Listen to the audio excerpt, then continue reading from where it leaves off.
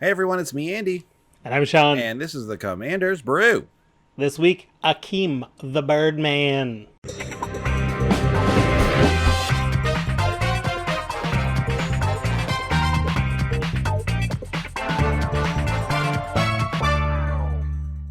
Hey everyone, thanks for watching here on YouTube. It's the Commander's Brew. We're back with another brand new deck tech this week.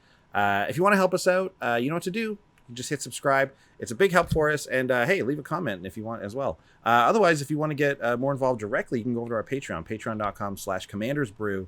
And you can get involved there. You can help make the show with your donations. You can get involved in our Discord where we're actually brewing these decks with our listeners, with our patrons, and it's a lot of fun. We got a bunch of people in there. We're always chatting about cards. We're always talking about decks. It's really fun. So check it out, patreon.com/commandersbrew. But without further ado, we are going to get into today's big deck tech. All right, so let's talk about it.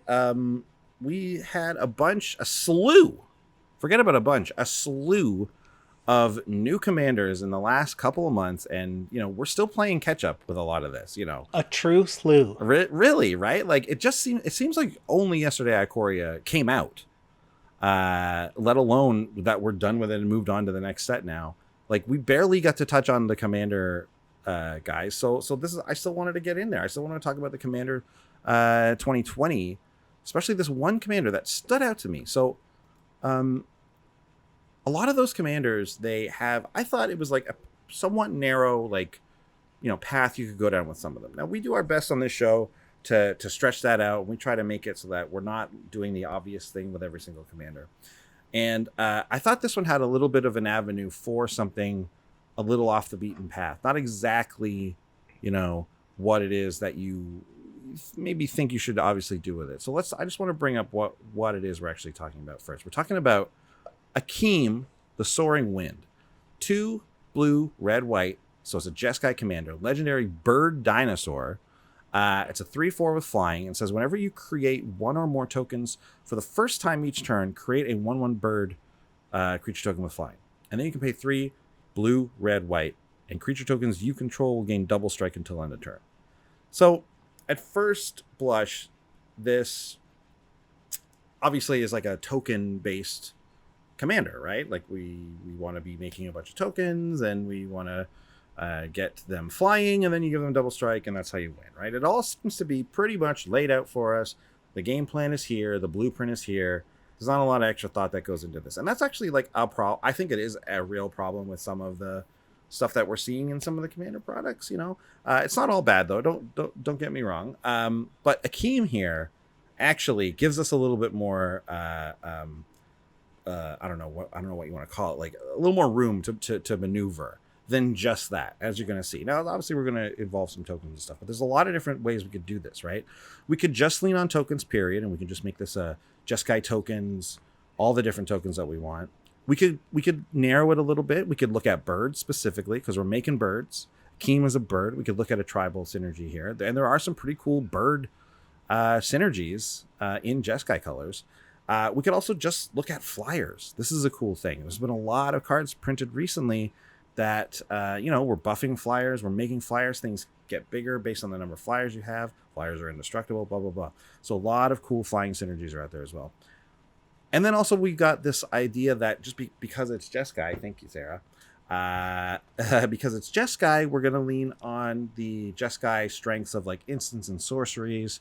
And obviously that ties into the tokens as well. So we looked at all of this in the Discord. I had a lot of help on this one. This was a lot of fun. We're talking about a ton of different cards. And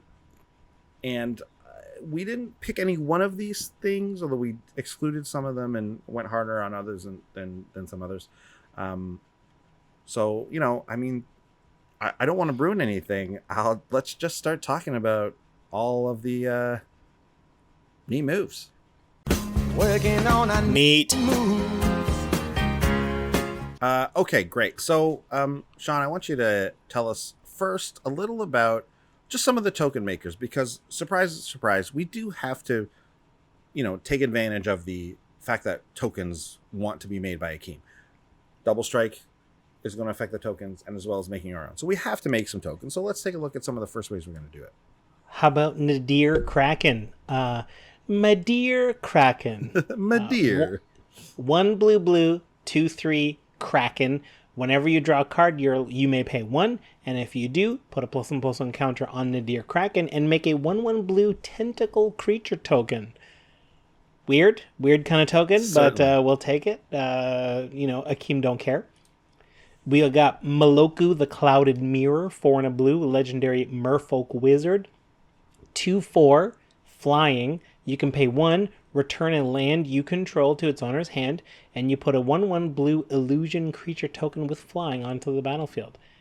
This is an underrated card, I think. There's a lot of situations where you're happy to just, make a push and be like, I just need a few tokens. I don't need my lands anymore. This is my attempt to win. I like that. Definitely. And retreat to Emeria, 3 and white for an enchantment with landfall. You can choose one or the other every time a land enters the battlefield. You can either have creatures you control get +1/+1, very useful in a go wide strategy, or put a 1/1 white core ally creature token onto the battlefield. So whichever half of your game plan you're in, you do that half. Absolutely. And this one actually, Retreat to Emeria, works really well with Moloku, actually. You can bounce that land back up. If you don't have a land in your hand already, or you haven't played one, you can just play it back down, get it, either buff your team or whatever. So these are some really cool ways to make, we're making tokens. For the most part, we're making them at sorcery speed with Retreat to Emeria and with Nadir, I don't know, Kraken. Although the Kraken can make them at instant speed, obviously, if you're drawing off your turn. But Moloku is really great because we can do this on our opponent's turns. And the way that Akim is worded is that you only get the token from him or whatever, from the bird. You only get the bird the first time you make a token, right? So you want to be doing it on your opponent's turns if you can, as well as on your turn. So it's good to get the stuff like Retreat to Emeria and all that, but it's really nice to have some of the stuff on their turn. And so to sort of highlight that, we got more token makers. We've got Secure the Waste, which is always a classic, the X and a white instant. Put X 1/1 white warrior creature tokens onto the battlefield. This is a way to end the game also, just instant speed, put a bunch of tokens out. But also in a pinch if you need one, it's really great. We also have Call the Copper Coats. This is one of my favorite cards from the new Commander set. Agreed. It's really, really good. It's 2 and a white for an instant, and it has Strive, which means you can pay. The spell costs 1 and a white more to cast for each target beyond the first. Basically, you choose any number of target opponents, create X 1/1 white human soldier creature tokens, where X is the number of creatures those opponents control. So for 5 mana, for 3 white, you can pick 2 of your opponents and make however many creatures they have, that's how many soldiers you get to make. And you can do it at instant speed, which is really a boon. In my testing with this, I found that I didn't need to target any more than one opponent, because usually there's only the one other opponent that has a board full of creatures. And even if you're talking about 3, 4, 5 creatures, 3 or 4 even, it's pretty good.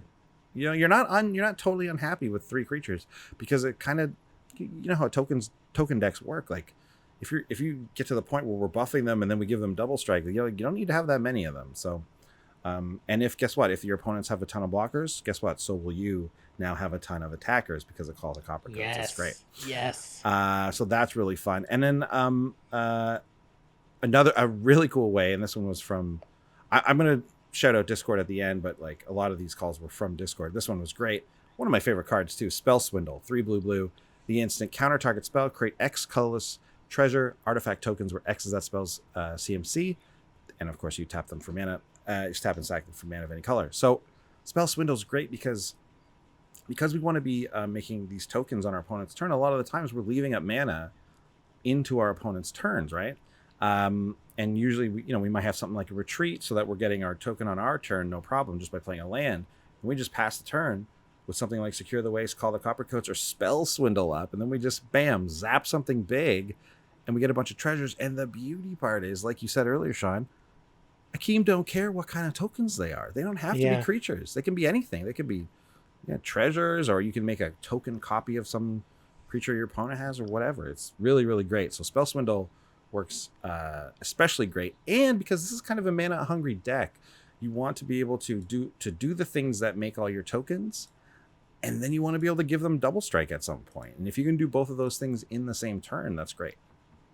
Yeah, let's talk about other ways. So, like, as we're segueing into other ways Akim can make birds off of any token. I'll remind you the wording is whenever you create one or more tokens. Doesn't say creatures. So that means something like the enchantment Curse of Opulence. It's a single red for an aura curse that enchants a player. And whenever enchanted player attacks, create a colorless artifact token named Gold. Each opponent attacking that player also does that. So you get a gold, and it's not the person is attacked whenever that person is attacked. Yeah. Right. So you curse someone with opulence, which it should incentivize people to attack that person because whoever attacks them gets a gold. You, as the owner of opulence, get a gold as well. I know we said it a lot when it first happened, but isn't it totally bizarre that they chose gold tokens for this and not treasures? And not treasure, yeah. Because I think it was like right before they came out with treasures, but they knew that treasures were going to be made, and they wanted to debut treasures in Ixalan. But why not just make it? Why not just make it here? Because now I got to have a gold token and a treasure token, and they are functionally different. So like, right, you know, because treasure tokens must tap, gold does not have to tap. Exactly. Anyways, yeah. Minor complaint, but still, this card's really good in this deck if people are attacking. Yeah. Do you find, though, that then these often, they don't work the way we want? Like, people usually will decline to attack that person for the gold because they don't want you to have the gold as well. It's totally, you know what? It's totally fine because as long as we are attacking, we're at least getting it on our turn. And yeah, that's okay. You know what? If that's the floor of this for us in this deck, that's pretty good. That's not bad. And don't forget, it is a little bit of ramp too that way, so it's nice. Yeah. Yeah. So we're also running Storm the Vault. I love this legendary enchantment. It's 2 blue-red, and it says whenever one or more creatures you control deals combat damage to a player, you get to create a treasure, which is the same as a gold except you tap it. But at the beginning of your end step, you have to transform this if you control 5 or more artifacts. And it transforms into Vault of Catlacan, which is sort of Tolarian Academy. Tolarian Ruins? Tolarian Academy? It's one of the Tolarian Academy. Sort of. So basically, it taps to add a mana of any color. It's better because of that. You can tap it to add mana of any color. Or you can tap to add blue mana for each artifact you control. Now, to flip it, we've had to have had at least 5 or more artifacts. So we should have 5 unless we spent all those treasures. Anyway, this is a huge mana ramp. It's an excellent card. We've got lots of bird tokens. We have lots of evasion. We are able to swarm. Hitting and getting treasures off of Storm the Vault is very easy. Very easy. And the next thing also makes treasures. Oh yeah, treasure map. Treasure map. Again, I think this is probably underrated. It's a 2-mana artifact. You pay 1 and tap to scry 1, and then you put a landmark counter on it. And then when you get your 3rd counter, so that when you've scried for your 3rd time, you get to sacrifice this. No, you don't sacrifice it. You transform this into Treasure Cove. Treasure Cove adds colorless mana or lets you sack a treasure, draw a card. What I may have skipped over is that when you do that transformation, you also get 3 treasures out of it. So you can either use those treasures to like ramp or fix mana, or just start sacking them to draw cards with Treasure Cove. This deck's already shown you we've got other ways to make treasures. Real shame about Curse of Opulence there. Wish that was treasures. Because Treasure Cove can start, you hit a spell swindle for a bunch. You're able to just draw extra cards most of the rest of the game if you wanted to. Yeah, we have a little treasure package in this deck, really. Yeah. We've got Rapacious Dragon, I think is the name of the card, where it's like when it comes in, it drops a few treasures in, and we'll take it. We're happy to have that. There's a few little ways to recur it and stuff like that, so we'll take it for sure. Nice. And that was a suggestion from Discord as well. To include some treasures, and it's like, oh wow, this works perfectly. This is great. Another suggestion. So the Discord works in one of the most fun ways you can brew a deck, where Sean or I will go in and we'll say, we like, it ranges from having no idea at all, which is pretty rare, to usually it starts off with like, I'm thinking of this card and I want to maybe include this commander or something. and then we'll go from there. To like, hey, I have most of this deck brewed already, and I'm just looking for some cards that are going to synergize well with, like, here's my strategy, here's my commander, that sort of thing. So, runs a gamut. We do all kinds of stuff. But normally if you go in with just the regular, like, hey, thinking of this commander, thinking of this type of thing, what do you guys think? We'll get like, and from listening too, we'll get like so many cards like listed and stuff, and people brewing up strategies and thinking of stuff. And there's always these like offshoots of like, hey, someone just went and made their own dragon deck out of this. Like, that's what that happened in this one. And then we had, like, right at the end, like, once I had basically already put this deck together, and then I saw like Mondo and I can't remember. Oh, I'm so sorry. I can't remember who. I don't have it up right now, so I can't even check. But anyways, they were talking about. I was like, ooh, could we make this? Could we make like this an Enchantress deck? And I was like, I like this idea, because a lot of the cards I was wanting to use to create tokens and create them on my opponent's turns and stuff like that, I was finding a lot of them were enchantments. Not so much instants and sorceries, but we're talking about enchantments. So looked into it, looked at some of the cards they said, looked into it even a little deeper, and picked some up that weren't just mentioned. And wow, turns out we're kind of an Enchantment Matters deck here, which is very fun. And it starts with stuff like Shark Typhoon. 5 and a blue, it's from Ikoria. It's big and standard right now. 5 and a blue for enchantment. Whenever you cast a non-creature spell, create an XX blue shark creature token with flying, where X is that spell's converted mana cost. Of course, you can cycle it for X 1 blue, and you make an XX shark fly. So this can, in a pinch, make us our shark if we want. Or really, what you want to do in Commander most of the time, I think, is make this, cast this for the full 6 mana, have it be an enchantment that sits there, and then, like, when I searched for like things caring about enchantments entering the battlefield, you have Constellation, you care about a lot of casting of enchantments, but there's not that much of it, especially in these colors. Like, we don't have green and we don't have black, which are actually kind of big enchantment colors. White is obviously big too, but it's because you got to look for those non-creature spell stuff, and that includes enchantments. And Shark Typhoon is one of the best Enchantress cards, it turns out. Huh. Which is crazy. Yeah, you don't think of this as an Enchantress card very often, exactly. But it for sure is. One of the ones that you do think of is Sigil of the Empty Throne. 3 white for the enchantment. That's whenever you cast an enchantment spell, create the 4/4 angel creature token with flying.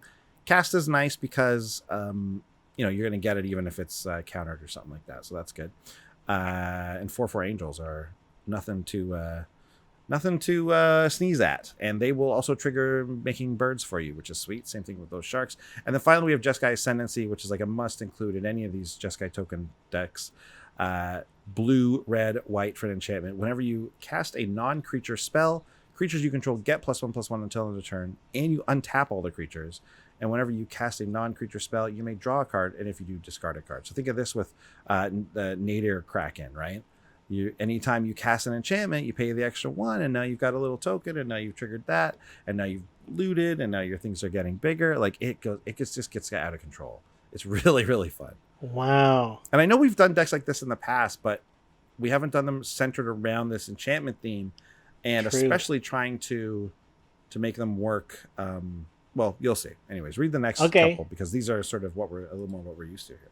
Kikar. I love Kikar Wind's Fury. 1 blue, white, red. It's a bird wizard. Oh, another bird. 3/3 with flying. Whenever you cast a non-creature spell, that includes enchantments, create a 1/1 white spirit creature token with flying, and you get to sacrifice a spirit to add red mana. This is some mana generation. Kikar is amazing. Elsha of the Infinite, another classic Jeskai commander. 2 blue, red, white. Jin Monk 3/3 with prowess. Which works when you cast non-creature spells. It gets +1/+1. You're allowed to look at the top card of your library, and you're allowed to play the top card of your library if it's a non-creature, non-land card, and you may cast it as though it had flash. That's enchantments. That's enchantments. All of that is. Elsha's is crazy in this deck. And from Theros Beyond Death, Archon of Sun's Grace, all-star of the format. I think this is going to be a great card here, too. 2 white, flying and lifelink. 3/4 Pegasus creatures you control have lifelink, and it's got Constellation, so whenever an enchantment hits the battlefield under your control, you get to make a 2/2 Pegasus with flying, and a bird if you Yeah, have exactly. Akim out. And those Pegasi have lifelink. Pegasi, yeah, absolutely. I mean, Kikar, Elsha, just and and Akim all together kind of seem to want to work together really well with token making. And again, you've seen us do it in the past, and it's sweet when we get to add some of these new cards in, from the last couple sets. It's like all the Jeskai commanders are just best pals. Yeah, they all dress kind of the same. They all kind of like the same things. Yeah. They've been friends for so long. They all seem very similar. Yeah, but they each have like a favorite. Like it's like if they're all Backstreet Boys fans, they all each have a different boy that they like. Like one's a Brian guy. One's like, I'm more into Nick. I'm more into AJ. No Joey guy. No who? No Joey guy. No Joey. Oh no, he's That's NSYNC. New Kids. Oh, okay. That's also NSYNC. It's New Kids or NSYNC. Ooh, I'm confused. There's too many boy bands. If you're thinking of the lame one, you're thinking of Howie. Okay. Okay. But okay, you know what? This is all pretty typical. This is all pretty classic. Let's get a little wild. Let's push the deck as far as we can. And we got this. That's how we do it. Suggestion a lot from I think it was from Lol What, I think that's who was really pushing this one. But we got to include Brutalclad, Telcor Engineer. You gotta. We love Brutalclad. We love us a Brutalclad. 4 blue, red, 4/4 legendary artifact creature. Creature tokens you control have haste, so right away that's worth putting in the deck. That's great. But then we have at the beginning of combat on your turn, create a 2/1 blue mirror artifact creature token. Then you may choose a token you control. If you do, each other token you control becomes a copy of that token. So we've been, just to remind everyone, you pick any token you control. All your tokens become a copy of that token forever. They don't change back, which is something that I definitely thought the first time I played this card. So like if we have all these treasures, laying around, if you're casting Brutalclad soon and you've got like an angel or even just one of the flyers, one of the 1/1s, those treasures are going to turn, well, if you want them to, are going to turn into those flyers, and then you're going to be able to get in hard. Brutalclad is so good. But what about if Brutalclad also has something like Felden of the Third Path to work with? This is just such a classic token maker. 1 red, for the 2/3 legendary artificer, 2 and a red, tap, create a token that's a copy of target creature card in your graveyard, except it's an artifact in addition to its other types. It gains haste. Sacrifice it at the beginning of the next end step. So we can pick a lot of different cards. We actually run a very high amount of legendary creatures in this deck. I looked through all the creatures and I'm like, oh man, a lot of these are legendary. So actually not great for creating copies of them, obviously. But we do have some exceptions, and I think I would maybe alter the brew a tiny bit because this was kind of a late edition. I would include some more non-legendaries. But anyways, we still have a lot of non-legendaries, including Celestial Ancient, 3 white for the 3/3 flying. Whenever you cast an enchantment spell, put a +1/+1 counter on each creature you control. Bam, right away they all become 3/3s with flying. And then if you just cast a single enchantment spell after that, you're laughing, right? Like, wow, they're all 3/3s. They all put in +1/+1 counters on each other. Whoa. On everything, right? Like it's so you've made about a dozen tokens into copies of Celestial Ancient. So those dozen will each give a +1/+1 to each other one. Yeah. Oh wow! And then double strike. Luckily, it's not even other, so you can just count how many ancients you have. Cast one so much easier. Thing, yeah. And that's why I like stuff like what was it? The Curse of Opulence, single red for that enchantment, right? There's a lot of times in this deck where you just want to actually get that enchantment trigger. You want to just cast that enchantment spell and either make an angel or do this or whatever. So having some of those like lower cost, kind of lower impact enchantments is actually great. And that takes us into the surprise and discovery, actually, which Sean, you can read this one because this is exactly what I'm talking about. Shiny Impetus, 2 and a red for an aura to enchant a creature. And the picture is a gremlin wearing goggles, maybe, with a weird rune on its head. It looks like a cat. Look at the kitty Very ears. weird forced perspective. It is weird, yeah. Okay, so picture aside, enchanted creature gets +2/+2 and is goaded.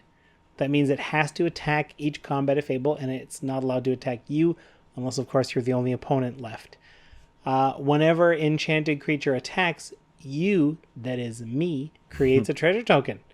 This is probably amazing with Curse of Opulence, because they there's a lot of times where they'll probably have to attack that person. +2/+2 and is goaded. And yeah, maybe your opponent who you attack will trade with the creature, but that's good for you. You've got a treasure token, and two of your opponent, we each go down a card, but I'm up a mana, so that's all right. Yeah, and if that creature stays alive, it has to keep attacking, and you just get a treasure token every time it happens. And meanwhile, your opponents are getting beat down depending on the creature. You know what I mean? So this is what goad cards should be. Yeah, this is the first one of these types of cards that I've actually ever wanted to include in the deck. Now, mind you, there's added synergy here. It's an enchantment. It's giving us a token not on our turn. So like this one specifically really lines up well with Akim. And in this brew of Akim too. So, but I love it. It's actually great. It's kind of maybe even better than Opulence. Maybe not, because Opulence is only a single red. But it's nice. For 3 mana, you can get this effect. That's pretty sweet. Yeah, so we had a ton of people in working on this one. This one was a lot of fun.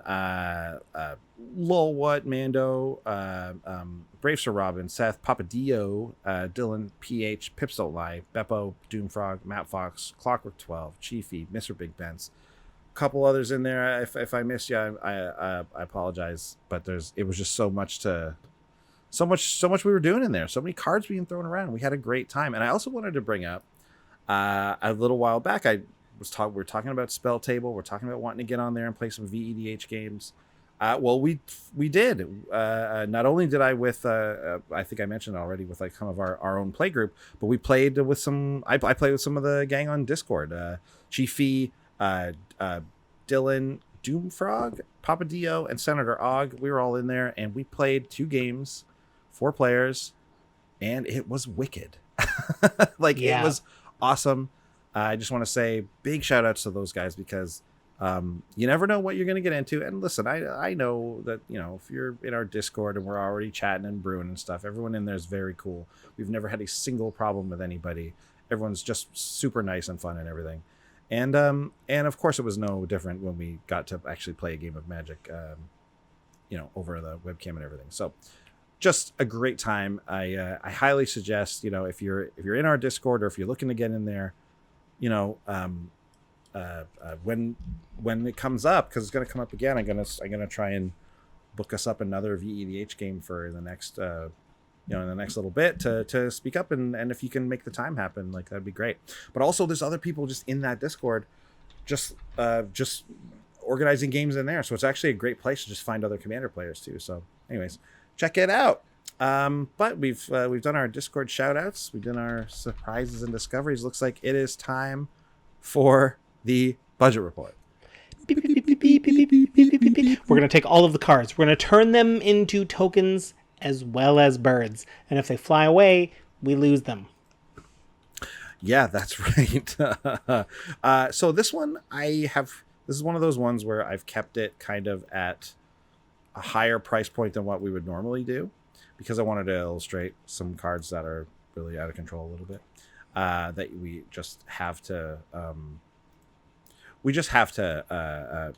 talk about them.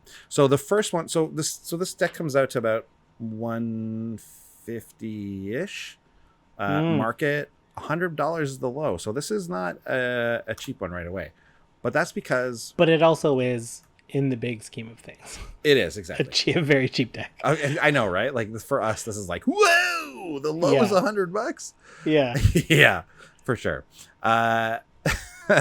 So anyways, this is probably because we have 2 really expensive cards in here, and they're ones that are, you would think that must be auto include. So let's talk about them. The first one is Smothering Tithe.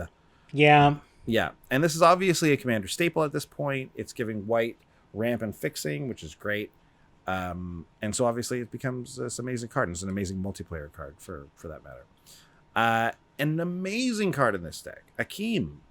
Your opponents are drawing cards. They're giving you treasure tokens That's giving us a bird on every opponent's turn, unless they pay, obviously. So it's really great, and it's $15 though, and there's a lot of treasure Yeesh. makers in this deck, and we got a lot of ways to make treasures. So even though this one's really good, I gotta say, it can be cut for $15. I think I might cut it. So Yeah. if you got one, this is a great deck to use it in. The synergy is very high, off the charts, but I wouldn't pick up a new one for it though. Okay. I noticed the second most expensive card is another white enchantment. It's Divine Visitation. Obviously huge in this deck. 3 white for an enchantment, and if you would create one or more tokens, instead make that many 4/4 white angel creature tokens with flying and vigilance. So Akim now cranks out angels every time you make any. So yeah. That's like you make a treasure, Akim tries to make a bird, no, you've got an angel in it. It makes sense why this is also a $15 card now. Totally. And again, this is just an amazing synergistic card. Problem with this one is that a lot of times you'll play Divine Visitation when you have it, and then just that's your whole turn. Yeah, it's expensive, which is dangerous because people are going to kill this when they see it. If they have their enchantment removal ready, like, this is going to go down. So you don't really want to do that. You really want to save Divine Visitation. Well, I mean, I don't know about every single time, but make your judgments about what's on the board. But I feel like you want to save Divine Visitation until you can at least get one of the angels, right? Like in the same turn. Yeah, it sucks to spend 5 mana and then another spell or another game action that would make a token that you're hoping to upgrade. But, like maybe you play it when Brutalclad's already out, so that when Brutalclad's trigger goes on the stack, it becomes an angel, so there's very little time to interact. I'm sure there's ways to get around it, but... Yeah, I mean, there's a couple of like cheap ways to make tokens here, like, so I don't know, maybe like Retreat to Emeria is great with it because you play it then just play a land if you can, and then there you go. Now you're off to the races. Yeah. You get 2 4/4s right away. Anyway, so you got to be careful with it. But for $15 again, pricey. I don't know. This is the thing with this card. It's like, I'm already making so many tokens, and yes, obviously 4/4 angels with vigilance and flying are better than 1/1 soldiers or 1/1 birds with flying. But it doesn't take that much. You know what I mean? Like, an extra card giving like Cathar's Crusade, is this basically? It turns all your birds into 3/3s, 4/4s, just like that. Right. So it's tough to say. It's tough to recommend that someone spend $15 on this card. I don't think they should. It's a bit win more. Yeah, and I mean, in Commander, win more is actually something you do want a little bit, especially more than in a 1v1 game. But it is that for sure. Yeah. And then finally, Shark Typhoon, up around $5-6, depending on where you're looking. And that's the one that when you cast non-creature spells, you get an XX blue flying shark. This one, I think you want. I think there's just such usage case out of this. It's going to be great. Like every turn, you're going to be making a pretty big shark. If because like even like a 4/4, it is pretty sweet. A 3/3 flyer is not bad.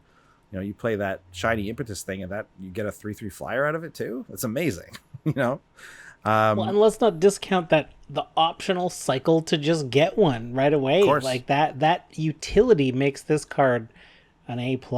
I agree, and I think $5 or $6 if you wanted to wait on this one and until it's like it like leaves standard, maybe that's a move. Maybe that's a bit of a move. Although I do feel like this card is just a commander card, So actually, I don't see it going down too much. I think you want to snap them. I'm not a finance expert, but I wonder if the days are gone where standard cards drop a lot. Because commander players aren't stupid anymore. Like there's millions of us, and we're waiting for deals. So as soon as this thing downticks like $1, people go in on it. Like I don't think the days are gone where a card is $10 in standard, then it rotates and goes down to $1. I don't think that happens anymore, or maybe it does. I don't know. I think it does happen, but one good point that you're bringing up here is that maybe that's not going to happen for the pandemic, right? Like a lot less paper Magic is being played from like Ikoria to through this core set through whenever Ikoria rotates out. So maybe just not that many Shark Typhoons were bought in paper. So that's, I believe it. That would also affect the price negatively, right? So supply and demand. That's right. So anyways, I think it's worth it. I think it's a very fun card, a very good card. So I'm not going to tell you go spend $15 on a Smothering Tithe or a Divine Visitation, but $6 on a Shark Typhoon is not the worst. Not the worst. You can make it work. Okay. Well, what about favorite cards? Yeah. This one, I just love saying this one, so it's my favorite. Oh man, have you ever seen a Hate Mirage? Yeah. Instead of an imaginary pool of water with a little palm tree, it's like an imaginary arch rival from school who's like pushing you in the mud. Hate Mirage. Anyways, Hate Mirage is 3 red sorcery. Choose up to 2 target creatures you don't control. For each of those creatures, create a token as a copy of that creature. Those tokens gain haste. Exile them at the beginning of the next end step. Great card with Brutalclad.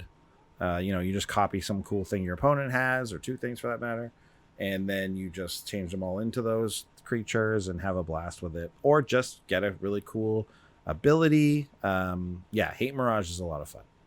Even in today's era of Magic, surely there are 2 juicy targets with ETB abilities or attack triggers that for 4 mana you can probably get like a turn. You can probably get 10 mana or more worth of creatures for that turn.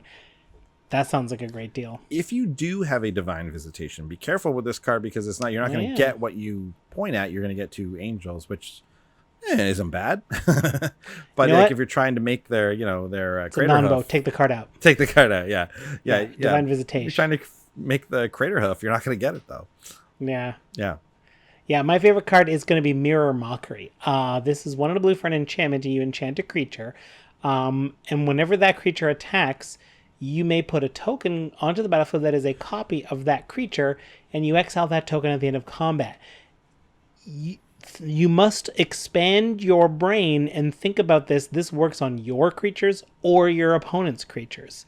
So if you put it on one of your creatures, you're going to want it that has something with an ETB ability so that you can attack and then get a copy of it, get that ETB trigger, and then it disappears. However, don't be afraid to put this on an opponent's creature, because if they attack, you get a copy of that creature, which is another way of saying you just can't attack me with that thing, because if you do, I'll just put the very thing it is up against it, like the card art is the thing clashing with itself. It's not going to work. You might as well go somewhere else and give it to me. And if we put it on a beefy attacker and they just decide it's not worth attacking anyone anymore, well, now you've neutralized a great threat. That's also a plus for 2 mana. Exactly. All of that works well. Plus the fact that if they do attack and you get the token, that's an Akim trigger. So now you will have, the mirror mocked creature and a bird. And Akim still works at giving that thing double strike if for some reason that should come up, which is possible. I had a game move to. Oh yeah, I had the game how this played out. The first time ever where I put this on an opponent's creature to make it so that I could block it and make my own tokens, and it was working. I mean, the computer was attacking me because it was like a creature that buffed itself. Oh, I put on a Tuvasa, so this Tuvasa was like, it gets +1/+1 for each enchantment you control. And I was like, well, that's a great thing for me to do. But his was bigger, but it still didn't matter. I was still just blocking it. It was great. Anyways, It worked. It made me a ton of birds. Ton of birds. I love it. There you go. That sounds fun. I love a Jeskai deck. I love a token deck. I love a Jeskai Enchantress deck. Interesting, Andy. I love it. Enchantress tokens. It was. I didn't foresee that coming into it, and especially since I had about like 90% of the deck ready to go, and then this sort of new angle came in, and then I didn't go back to the drawing board, but I altered the deck pretty significantly, and it was well worth it. It's a lot of fun, and like I said, I played it a few times, and it was great. Nice. I had a blast with this one. Fun. Cool. Well, thanks everyone for listening and watching. If you're checking us out from Canada, of course, to check out Wizard Tower. You can use the coupon code there to get a slice off any singles you're purchasing for inside of Canada.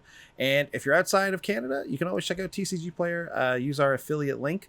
It's in the show notes under the YouTube video, or in those show notes in the audio show. You just check your podcast app there. You can see those. Click through, and then anything you get there will get a little piece of that, which is just a very easy way to support the show if you're already buying stuff from TCG. They're great. So thanks again, everyone. We'll be back next week with another deck. We'll see you then. Bye. Bye.